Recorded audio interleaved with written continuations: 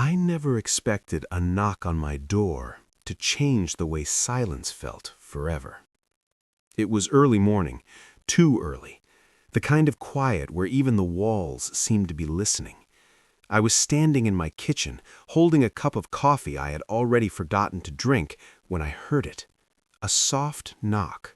Slow, careful, like the person on the other side wasn't sure they should be there at all. When I opened the door, she was standing there. My neighbor. Her eyes were red, not from crying loudly, but from holding it in for too long. Her hair was messy like she hadn't slept. Her hands were shaking. She didn't say hello. She didn't say my name. She just whispered, "I couldn't stay alone anymore." And in that moment, I understood. Silence had hurt her too much. I'm not a hero. I'm just an ordinary man, mid-30s, divorced, quiet by nature. I moved into that building 2 years ago because I wanted peace. After my marriage ended, I didn't want noise. I didn't want emotions. I wanted walls, distance, silence. She lived next door with her husband. They weren't loud people, no drama, no shouting, just small signs of life. Laughter through the wall sometimes, the sound of a kettle, soft arguments that ended quickly, normal things. Her name was Sarah. We barely talked at first, just polite nods. Good morning. Hi. That was it. She was warm but reserved. I noticed she always held the door for others, always smiled, even when she looked tired. Her husband was kind too, quiet, protective, the kind of man who made you feel like everything was under control just by standing there. Then one evening, an ambulance came. I remember the sirens cutting through the building, doors opening, people whispering. I stood in my hallway, frozen, while they took him out on a stretcher. Sarah walked behind them. Her face was pale, empty, like she was already gone somewhere else. He didn't come back. The next day, I heard nothing from their apartment. No movement, no sounds, just silence, heavy silence. I thought about knocking many times, but I didn't. I told myself she needed space, that it wasn't my place. That night, I barely slept. And then the next morning, she knocked on my door. I stepped aside and let her in without asking questions. She sat on the edge of my couch, holding her hands together like they might fall apart if she let go. I made tea. It felt like the only normal thing I could do. We sat there, in silence. Minutes passed, maybe more. She stared at the floor. I stared at the wall. Words felt too big, too dangerous. Finally, she said, "The apartment feels loud, even when it's quiet." I nodded. I knew that feeling.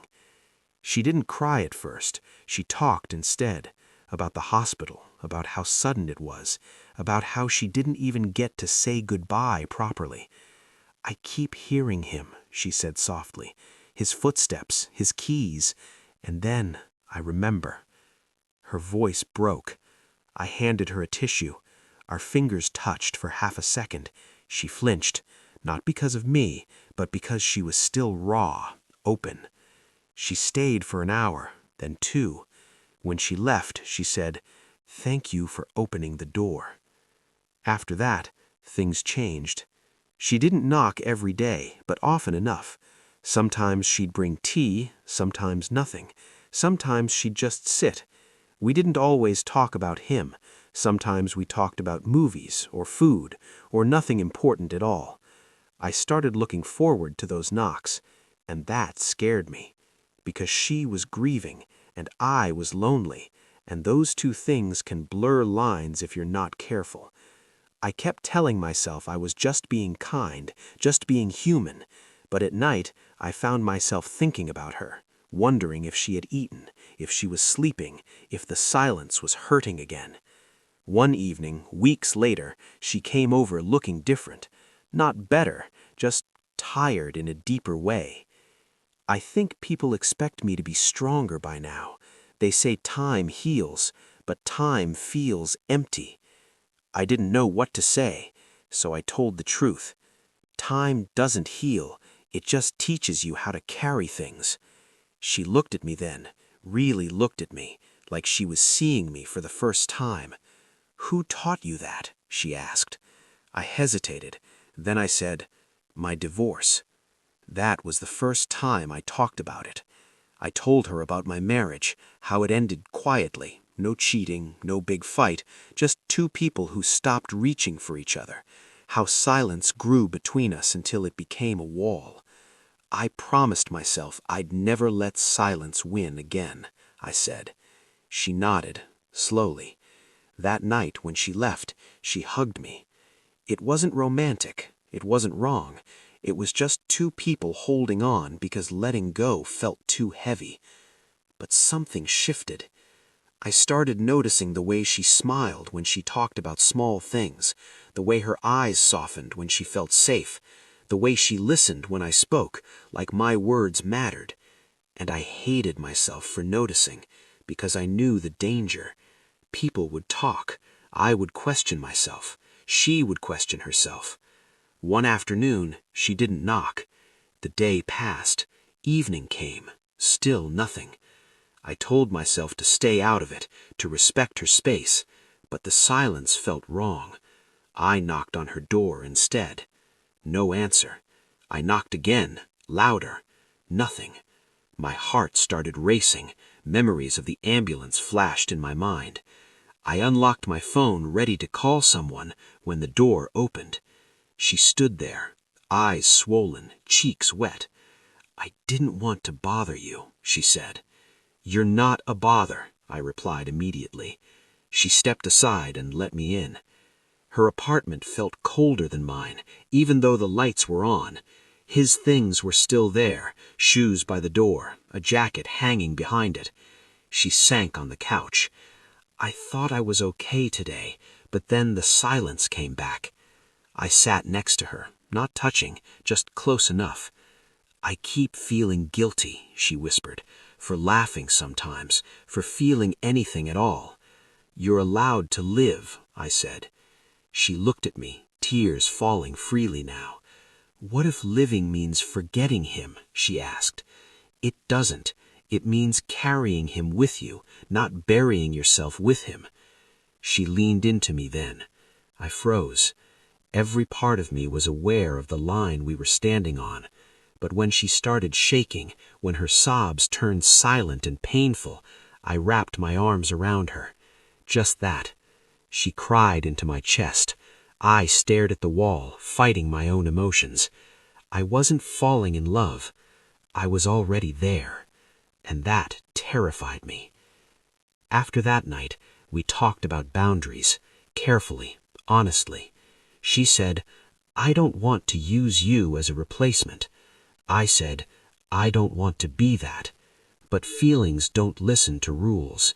They grow quietly, in shared coffee, in late-night talks, in the way silence feels less painful when someone else is breathing near you. The real turning point came months later. Another knock, late at night. When I opened the door, she wasn't crying. She was calm, too calm. She said, "I need to say something." I stepped aside. She didn't sit this time. She stood in the middle of my living room. "I think I'm starting to feel something, and that scares me." My chest tightened. "Because I don't know if it's real, or if it's just because you were here when silence hurt too much." I swallowed. "I've asked myself the same thing," I said. Silence filled the room again, but this time it was different, sharp, waiting. She took a step closer. "I don't want to hurt you," she said. "I don't want to hurt you either," I replied. We stood there, inches apart, everything unsaid pressing between us. Finally, she said, "I need time." Those words hurt more than I expected, but I nodded. "I'll be here, not waiting, just here." She left. Days passed, then weeks. We spoke less, brief messages, polite smiles in the hallway. It felt like losing her twice. I questioned everything. whether I should have pulled away sooner, whether I had been selfish, whether love had any place in grief. Then, one evening, another knock. Same door, same sound. I opened it. She smiled, a small, real smile. "I went to therapy," she said, "and I realized something." I waited. Silence doesn't mean being alone, but love doesn't mean replacing what was lost. She looked at me. "I don't want to run from what I feel anymore." I didn't rush her. I didn't touch her. I just said, "We can take it slow." She nodded. We did. No grand gestures, no promises, just honesty, care, space. Some days were heavy, some were light. We weren't perfect, but we were real. And silence,